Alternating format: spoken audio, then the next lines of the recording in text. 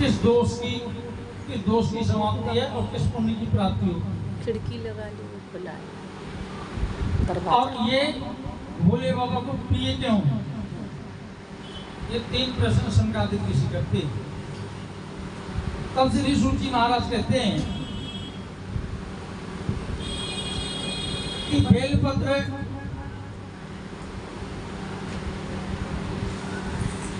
एक आम पेड़ नहीं, कल्प वृक्ष है। कल्प वृक्ष का अर्थ लोगों ने कई रूपों में लिया। कोई कदम का कह देता है, कोई श्वेतार्क कहता है, कोई बेलपत्र कहता है। वेद कहते हैं 9 ग्रह से संबंध रखने वाले प्रत्येक पेड़ वृक्ष जो जीवन देने वाले हैं वो सभी के सभी कल्प वृक्ष के समान हैं।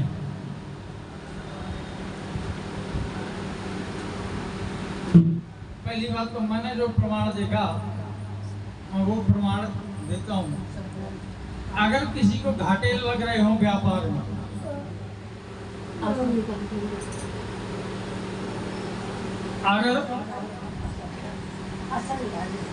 अगर किसी को बार बार व्यापार में घाटे पड़ रहे हो, व्यापार बढ़ न रहा हो, लोग जीने न दे रहे हो, तो आप बेलपत्र के नीचे श्रीमद् भागवत के 8वें स्कंद के 8वें अध्याय का पाठ, जीने न दे रहे हो 8वें स्कंद के 8वें अध्याय का पाठ, व्यापार बढ़ न रहा हो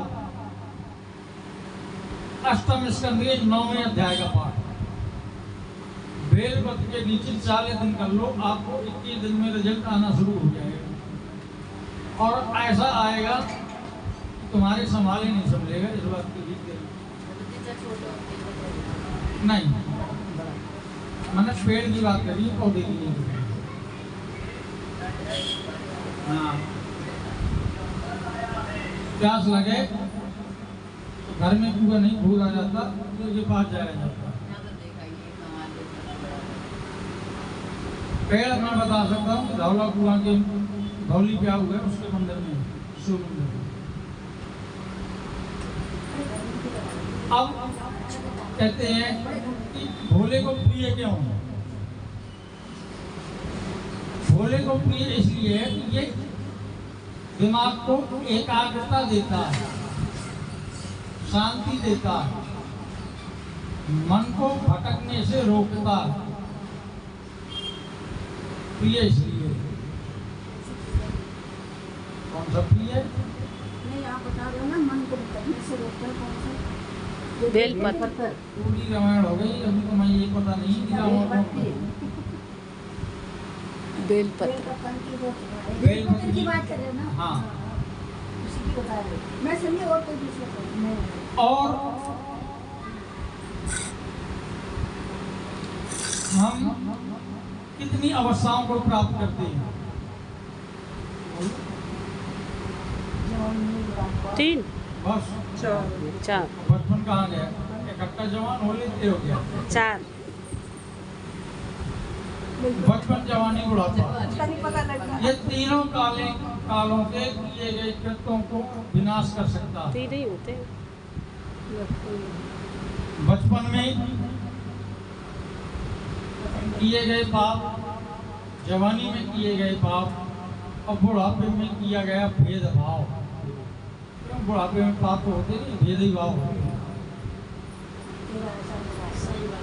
नहीं। छोटे का इतना, बड़े का इतना, प्रेम के हिसाब से बंटवारा भी करते हैं।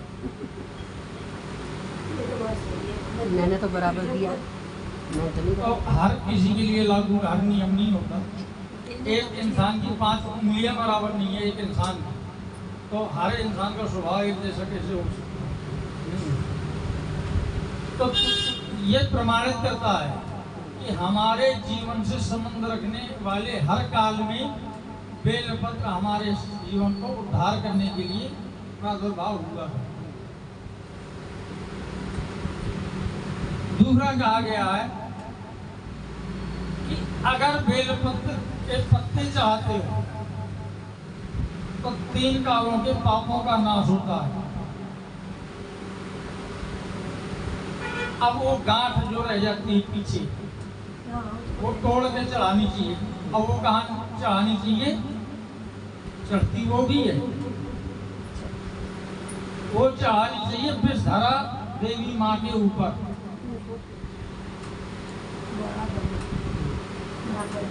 बराबर है, क्योंकि वो हमारे जीवन के दोषों का नाश करती है, अर्थात नजर, जादू, टोना, टोटका, बाधा, इन चीजों का नाश करने में सहायता प्रदान करती है।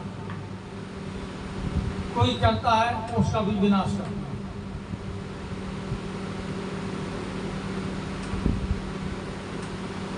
यही चीज व्यापार में भी लागू होती है कि अगर आप भोले के अनन्य भक्त हैं तो पंचांग, 5 अंग बेलपत्र के लेकर, 5 अंग कौन कौन से होते हैं? जड़, छाल, डाल, पत्ते, फूल। फूल छाल में डाल आ गई, फल फूल, 5 हो गए। फिर 5 का 31 दिन आप हवन कर लें, चौमुखी विकास होगा। अगर व्यापार किए हैं तो चौमुखी बता दें जिनके लिए आप दुखी रहते हैं। अपना राम का नाम तो आप भी बता देना, बार बार कहते हुए घाटा लग रहा, घाटा लग रहा। घाटे की ऐसी नहीं तैसी। छाल किसकी होनी चाहिए? हैं? छाल किसकी होनी चाहिए? बेलपत्र की। बेलपत्र के 5 अंग। 5 अंग उसी तो उसमें फूल तो मिलते नहीं है, होते आते। कभी आते तो इकट्ठे तो वे मिलेंगे जब नहीं। तक फूल नहीं आएगा तो फल कैसे बनेगा? तो बाद बेलपत्र ही होंगे, उसके बाद मान लो फूल तो निकलेगा, बाद में निकलता है। फूल इतना सा तो होता ही है। हाँ, होता तो छोटा, बेलपत्र बड़ा हो जाता है। एक पेड़ में 200-300 ग्राम होता है, बस इससे ज्यादा नहीं निकलता। मेरे लिए हर साल वहाँ से आते हैं अमृतसर से, और वो यजमान अपने लिए भेजते। हाँ, फूल।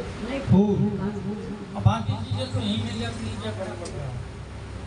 तो इस समय तो फूल होंगे नहीं, नहीं, अब नहीं। इस समय होते ही नहीं है।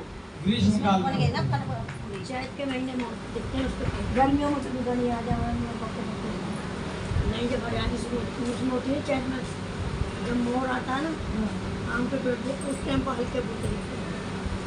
सुरजी महाराज कहते हैं कि बेलपत्र की ऐसी महिमा है। आप सदानी जी आपकी बात, अगर आप बेलपत्र के उस तने को घिसकर चंदन बनाकर लगाएं, भोले बाबा को अपनी लंबी दीर्घ आयु देता है, निरोगी काया देता है। शुक्ला खाना पहले हमारे बिहार में, हाँ, उसके घर में लगा बिहार में और देने की नहीं ना, बहन का के रहता है तो मोटे तो इस प्रकार से नहीं तो उसको तो छाल ले आओ। बेलपत्र से हमें क्या क्या मिल गया? छाल से ही बनता होगा ना। बेलपत्र की जो डंडी होती है, जो मैंने विषधारा में चढ़ाने के लिए कही, वो डंडी को घिसकर हाँ तिलक बना। अब दुनिया भर के तुम टीका चढ़ाते रहते हो। एक हरी चंदन भी बनता है, पर वो घर में बन सकता है और तुम बनाना ना चाहो। थोड़े सा इत्र ले आओ, गुलाब जल ले आओ, थोड़ी सी मुल्तानी मिट्टी ले आओ,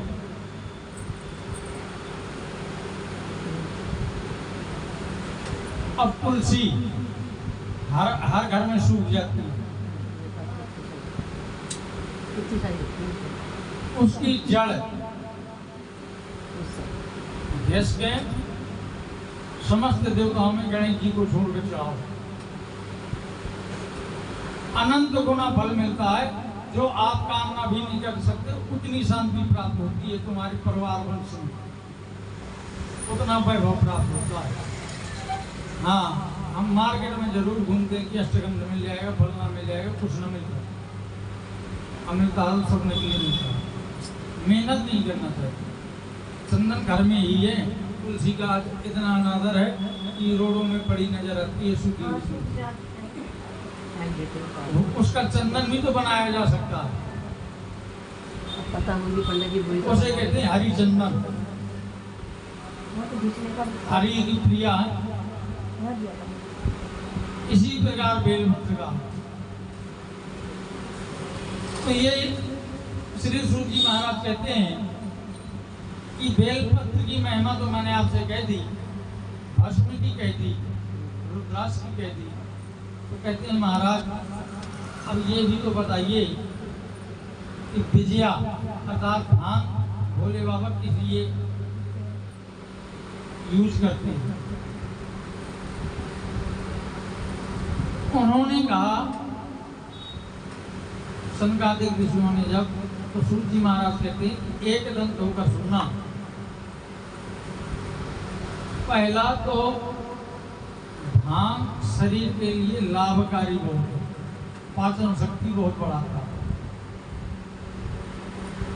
दूसरा, एकाग्रता में मन को स्थायी कर देता है।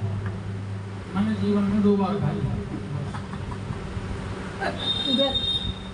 एक बार उधर, एक बार के पाठ में मुझे ज्ञान नहीं था, उस समय पंडिताई सीख रहा था, तो उस समय चंडी के पाठों में बैठे। जब वो रात बनाते थे तो तुम कितने नहीं थे, और खाली बनाते देते थे। मैं इतनी तुम्हारी कड़ी बढ़ती है, कभी नहीं कड़ी खाता। देख लो, खुद तो केवल एक दूसरे को